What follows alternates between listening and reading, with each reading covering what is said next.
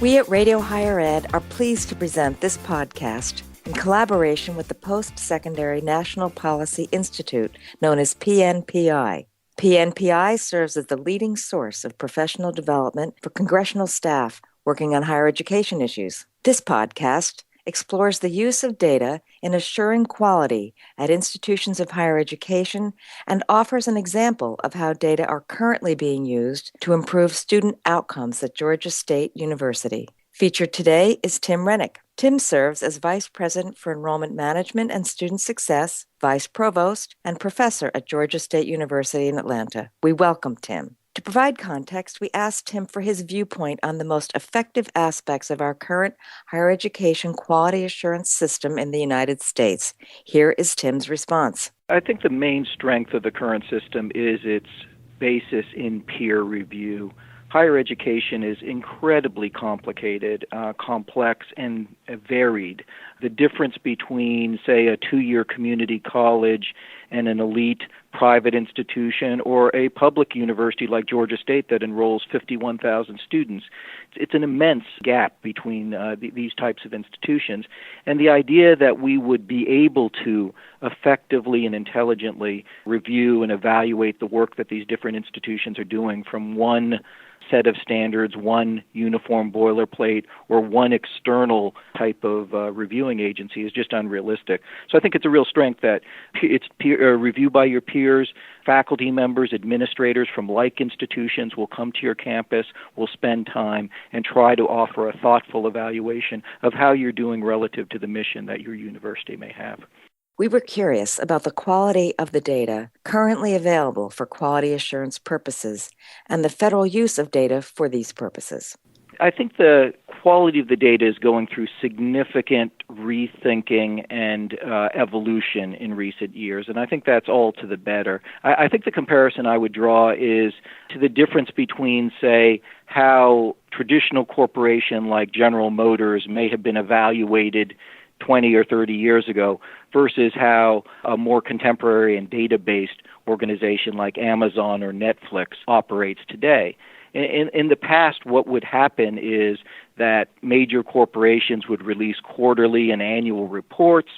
These quarterly and annual reports would be very retrospective, so they'd be looking back at the history of what's already happened, in some cases months ago, and that would often shape the opinion of investors and shareholders and so forth. And that's contrasted with the way, say, an Amazon operates, where they're constantly using individual data about each and every buyer.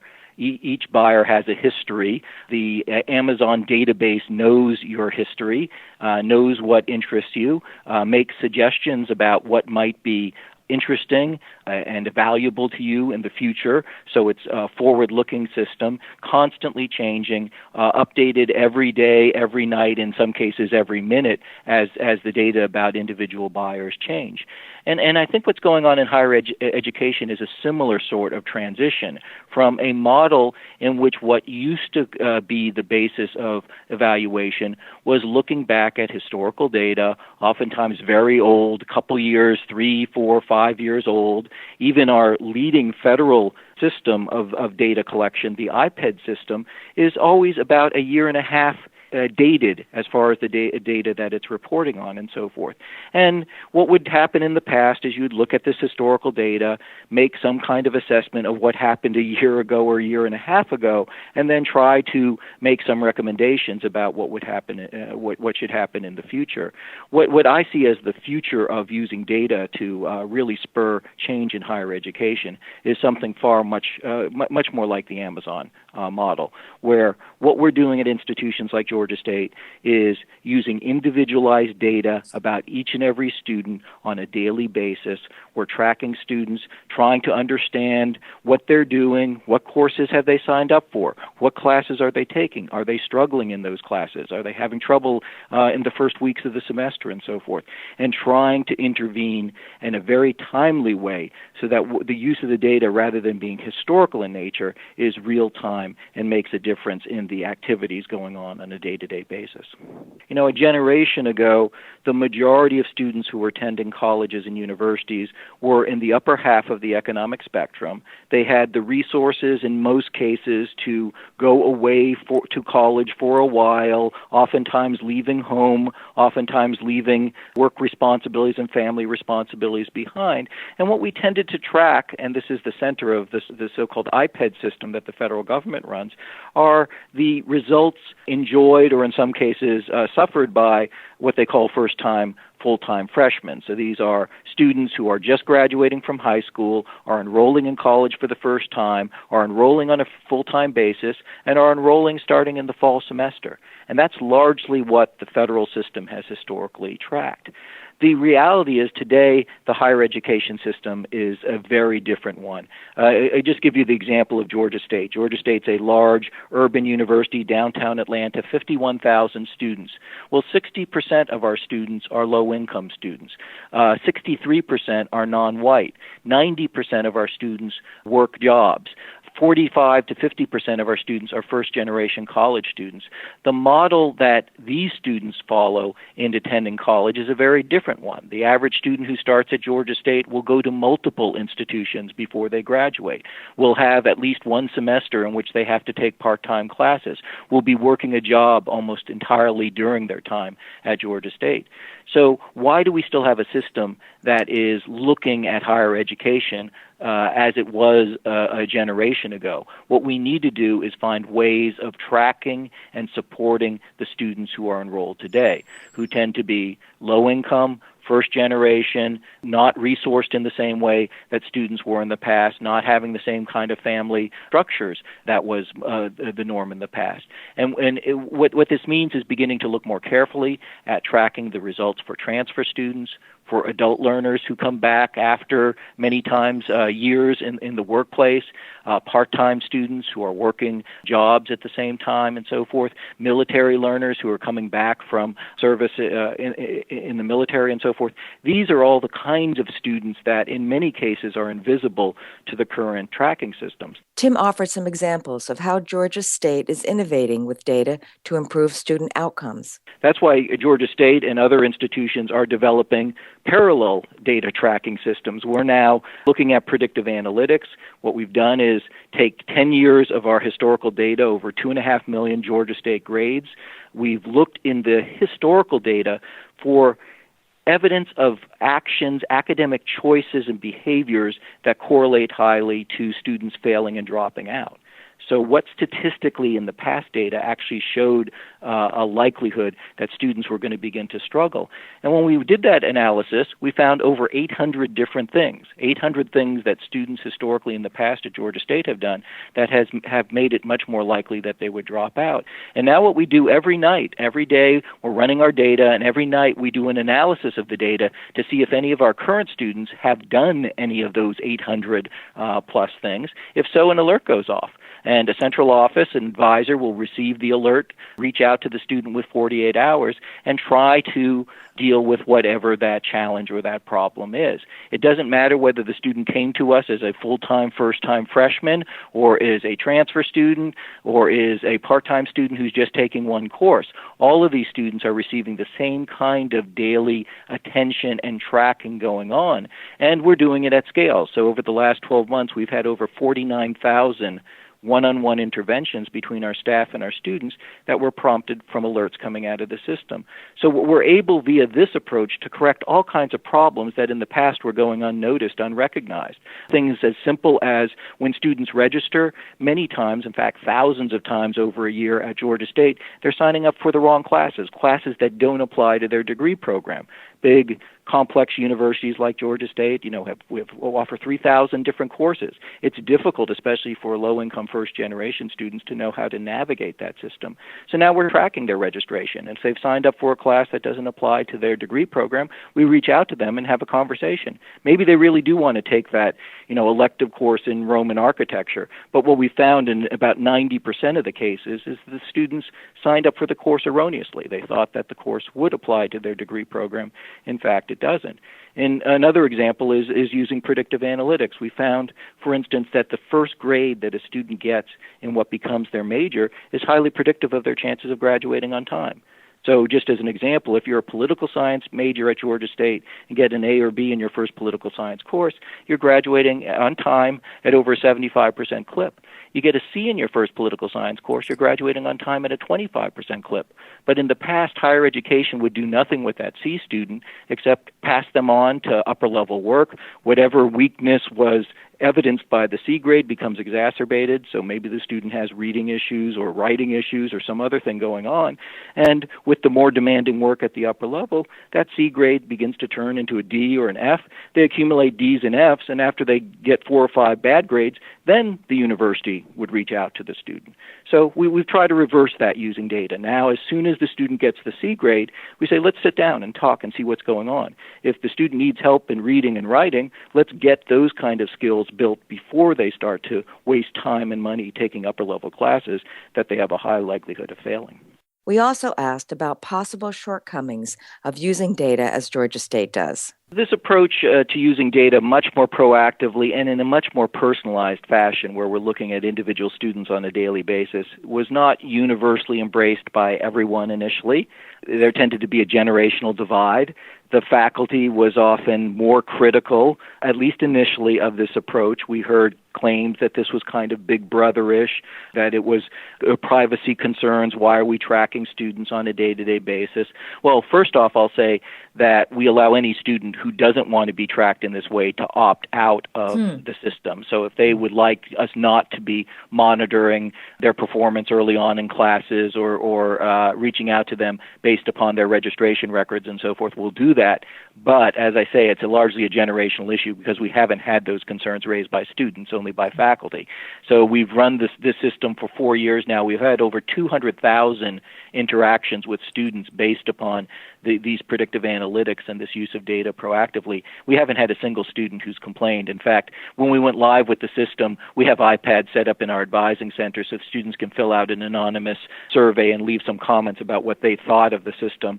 And the most common reaction we got when we went live was, where was this when I first enrolled? This is exactly the kind of data and interaction I need. I need to be, if I've signed up for the wrong class, I want somebody to tell me. I don't want, me to be left to waste time and money and collect bad grades and so forth because nobody's willing to stand up and tell me. So the good thing about doing this at scale over the last 4 years is it's won over a lot of the faculty. They see that it's not really oppressive, that it is in many ways just common sense delivered to students with the help of technology. I mean, we've known for generations that personalized, individualized attention to students helps at all levels, starting, preschool K through 12. If you've got great advice and the person power to meet with students individually and give them personalized attention, they'll do better. And the same is true as colleges and universities. But when you're a school the size of Georgia State, 51,000 students, it's very hard to deliver that kind of personalized attention in the traditional fashion. I mean, we couldn't possibly hire enough faculty and tutors and advisors and so forth to do the kind of monitoring that we now can begin to do with the help of these kind of systems. The nice thing about it, though, is what we found, because the systems, the tracking and the use of data helps do the, in effect, heavy lifting for our staff, is the staff have time for much more personalized interactions with the students now. So you might think, well, Georgia State's moved to technology, moved to data, so students are treated less personally and get less personalized attention. Just the opposite. It used to be an advisor would reach out to the student, I see you just hit 60 credit hours and are beginning your junior year. Why don't you come in and we'll talk? And not surprisingly, a lot of students ignored those kinds of invitations because they were very depersonalized. But now it's much more specific. I see you're an accounting major and you're struggling in the first couple weeks of your math class. Math is really important to succeeding in accounting. Why don't you come in and we'll talk about some of the resources we have available and some strategies that have worked for other students in helping them succeed in their accounting major. And the students are getting that kind of personalized attention. They're getting more interactions face-to-face with real people, but they're also much more responsive because the kind of attention they're getting is much more individualized, and they respond accordingly. As stated earlier, the purpose of this podcast is not only to provide an example of how data are currently being used to improve student outcomes at Georgia State University, it's to explore the use of data in assuring quality at institutions of higher education more generally. Keeping this in mind, we asked him what needs to change to improve student outcomes at institutions of higher education across the board. Yeah, I think the bottom line is in higher education, we need to do much, much better. We need to serve the students better, and the common norms, the common day norms today are just not acceptable. And the reality is the majority of students who go off to college, community college, four-year institutions, elite private institutions, and so forth this fall, the majority will not receive a degree. The majority will run up debt, and they will end up walking away without support. And even more troubling from my perspective is that the gap between the haves and the have-nots has gotten much wider over the last generation or two. So back in 1970, it was about 4 times more likely that an individual in the top 25% of Americans by annual household income would hold a college degree than somebody in the bottom 25%. So there already was a large and really unacceptable gap in educational attainment based upon wealth status. But now that ratio is basically doubled. It's between 8 and 10 times more likely that a wealthy individual will hold a college degree in the United States than an individual in the lowest 25% of Americans by annual household income. So that's not right either. And I do think part of the failing here is the way we track the data we collect and what we value in higher education. We have rewarded institutions for being highly selective and having, not surprisingly, very high graduation rates as a result. If you admit only upper-income students who are very well resourced, so they're not going to drop out for financial reasons, and have very high SAT and high school GPAs, so they're the top students in their classes, it's not surprising that 95, 97% in the case of some of the Ivy League schools will graduate. But it's not a value added of the institution itself. It's an outcome of the inputs, an outcome of the fact that these institutions are admitting students of a particular caliber who are almost destined to fail. I had the privilege of going to some of these elite institutions. I went to Dartmouth and Princeton, and I could see around me it was very difficult not to graduate. You could screw up royally, not just pick the wrong major or sign up for a course that doesn't apply to your degree program, but have legal problems, have major issues with academic honesty and so forth. And there was a whole family support system these students had that would swoop in, and they'd be marching alongside you at graduation come commencement. And that's not the case for most of the students who enroll in higher education today. It's not the case of our students who enroll at a place like Georgia State University. These students are walking a very fine line between graduation and dropping out. One bad financial decision, one bad academic decision often means that they're going to leave us and leave with debt and no college degree. So what we need to think about are ways in which we can track data and do assessments that serve the kind of students who need the help. The wealthy elite students don't need an accreditation service and don't need an evaluation system to help them get the right outcomes. The students who are being underserved right now are at-risk populations, low-income, first-generation students. And so the question I'd pose is, how do we do a better job of creating a way of supporting these students via the data, via the institutional structures, and via the kind of assessment services that we offer? Finally, we asked him what needs to be done nationally to cultivate systems that use data to improve student achievement. Well, I think one thing that we need to do is not sit around and wait for the solution to come to us. We know that government is slow-moving. We know that a big bureaucratic system like American higher education is going to change only over the course of a number of years and perhaps decades. So we're not going to wait, and I don't think we should wait. One thing to be said about the model that we're using at Georgia State is it really does work. We've raised our graduation rates by 22 percentage points. We're graduating 1,700 more students every year than we were 5 years ago. We're the only large public university in the U.S. In the past year at which low-income, first-generation, Black, and Latino students all graduated at or above the rate of the student body overall. So, in effect, we've eliminated the achievement gap. And what we're doing is working in coalitions and alliances to spread these practices in a more nimble and hopefully much more timely fashion. So a prime example of this is the University Innovation Alliance. Georgia State is in an alliance with 11 large public universities. These include big players nationally like Ohio State, Texas, Purdue, Michigan State, Arizona State. But what we've done is committed to trying to take the practices, oftentimes data-based practices, that are working to help low-income students succeed at one institution and spread these to the other campuses.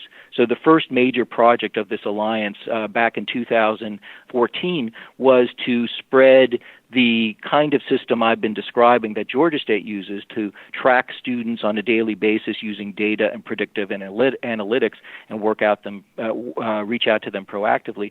We've worked to spread this same system across all 11 of these campuses.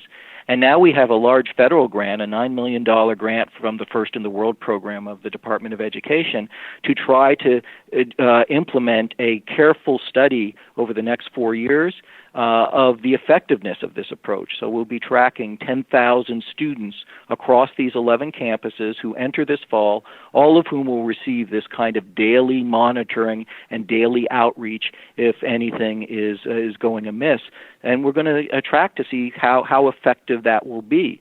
We think these kind of institutions, they have big national footprints and large reputations, can help shape the debate. If we can show at Arizona State, Texas, Ohio State, Georgia State, and so forth, that this practice really works and makes a significant difference for outcomes for especially low-income and first-generation students, then we're pretty confident that there are going to be other institutions that take notice.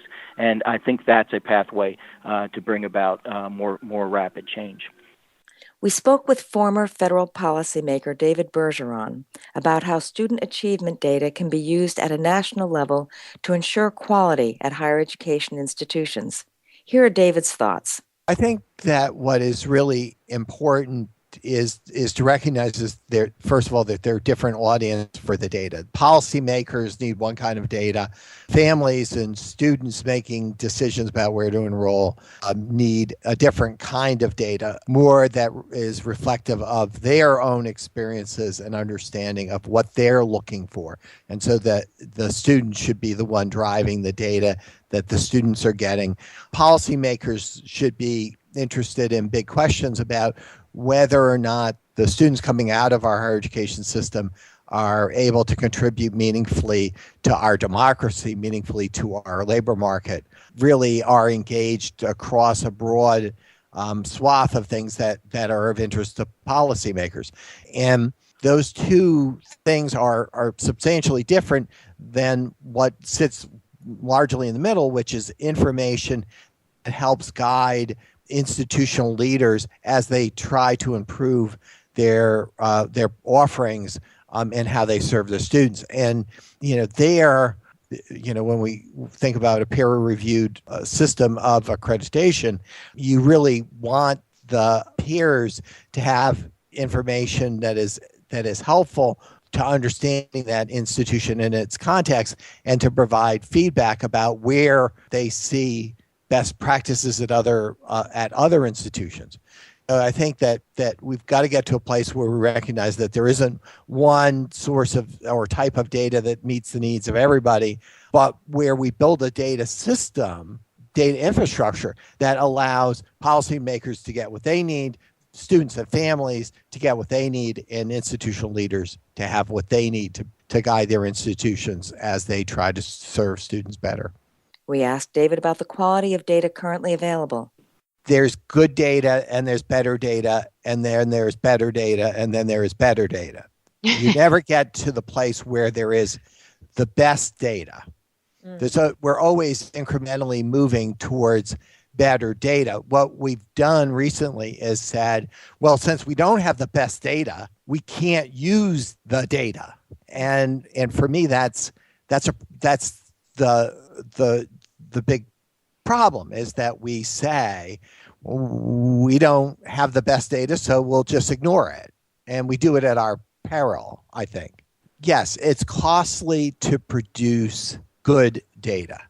It's also costly to produce useless data. And what we're producing today isn't useless. It's just not the best or better.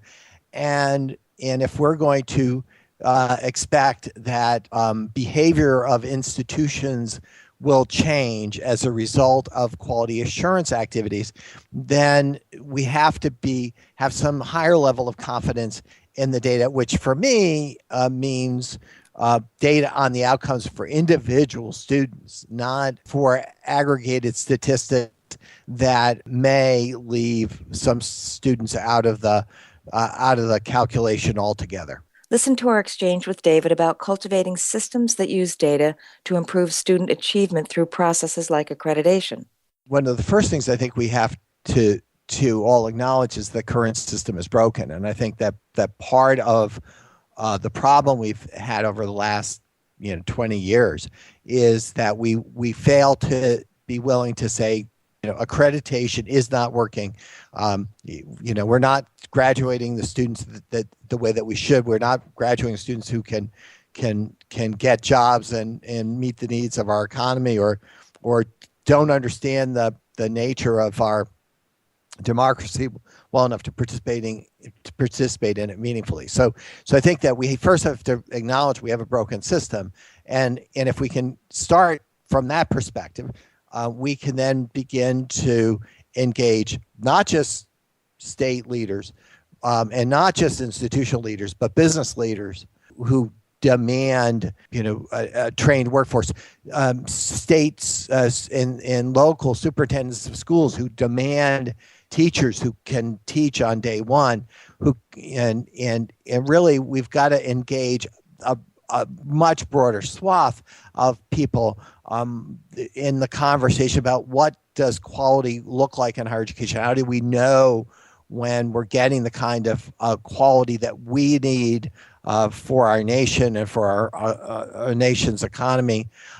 And we haven't begun to have that conversation because we think that this is the province of the academy.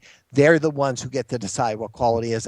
And I think we've got to get over that and start recognizing that higher education is meeting a need that we have as a society, as a country, and it isn't an end in itself. On behalf of PNPI and Radio Higher Ed, we hope you found this podcast has added to your understanding of the use of data in quality assurance. We will look forward to having you join us for future professional development activities and podcasts on important and emerging higher education policy topics.